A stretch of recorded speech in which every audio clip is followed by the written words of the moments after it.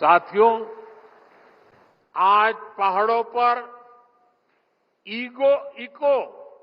Eco log huts, convention centre, helipad infrastructure पर focus भी किया जा रहा है। उत्तराखंड के टिम्मर सैंड महादेव, माणा गांव, जादून गांव में टूरिज्म इंफ्रास्ट्रक्चर नए सिरे से विकसित हो रहा है। और देशवासियों को पता होगा, शायद नहीं होगा, 1962 में जब चाइना ने भारत पर आक्रमण किया, तभी हमारा जादू गांव को खाली करवा दिया गया था। ये हमारे 2 गांव खाली कर दिए गए थे। 60-70 साल हो गए, लोग भूल गए। हम नहीं भूल सकते। हमने उन 2 गांवों को फिर से बसाने का अभियान चलाया है और बहुत बड़ा टूरिस्ट डेस्टिनेशन बनाने की दिशा में हम आगे बढ़ रहे हैं। और इसी का परिणाम है कि उत्तराखंड में पर्यटकों की संख्या इस 1 दशक में तेजी से बढ़ी है।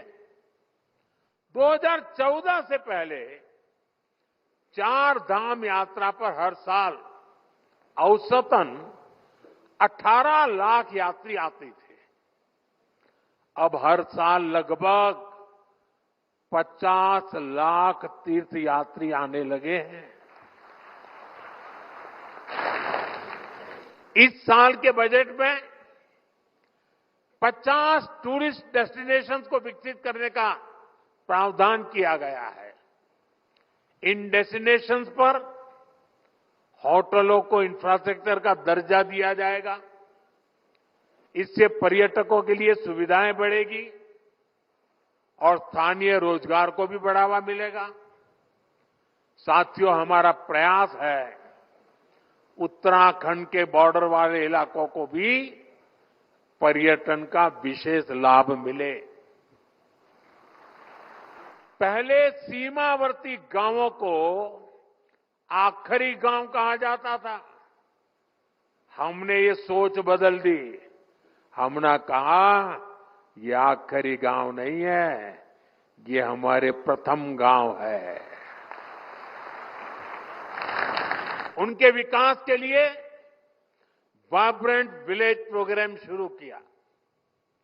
इस क्षेत्र के भी 10 गांव इस योजना में शामिल किए गए हैं और मुझे बताया गया उस गांव से भी कुछ बंधु आज यहां हमारे सामने मौजूद है। नेलांग और जादून गांव, जिसका मैंने वर्णन किया, 62 में क्या हुआ था, फिर से बसाने का काम शुरू किया गया है। आज यहां से जादून के लिए मैंने अभी बाइक रैली को रवाना किया। हमने होम स्टे बनाने वालों को मुद्रा योजना का लाभ देने का ऐलान किया है।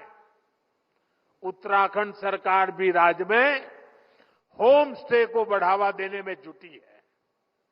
जो गांव इतने दशकों तक इंफ्रास्ट्रक्चर से वंचित रहे, वहां नए होम स्टे खुलने से पर्यटन बढ़ रहा है, लोगों की आय बढ़ रही है।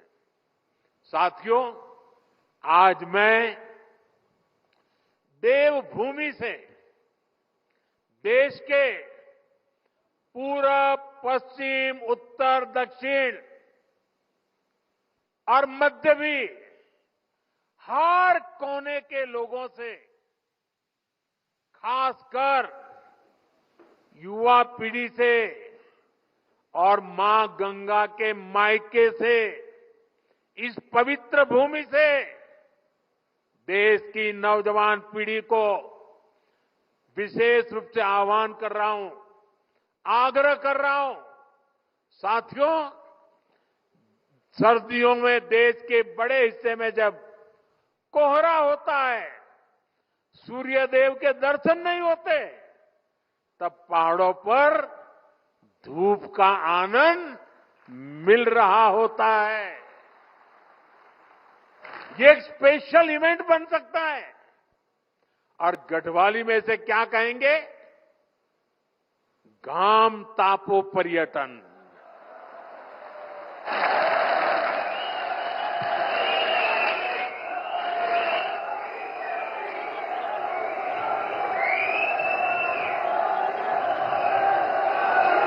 सही है ना? घाम तापो पर्यटन। इसके लिए देश के कोने कोने से लोग उत्तराखंड जरूर आए। खासकर हमारे कॉरपोरेट वर्ल्ड के साथी वे विंटर टूरिज्म का हिस्सा बने। मीटिंग्स करनी हो, कॉन्फ्रेंसेस करनी हो, एग्जीबिशंस करने हो, तो विंटर का समय और देवभूमि, इससे होनहार कोई जगह नहीं हो सकती है।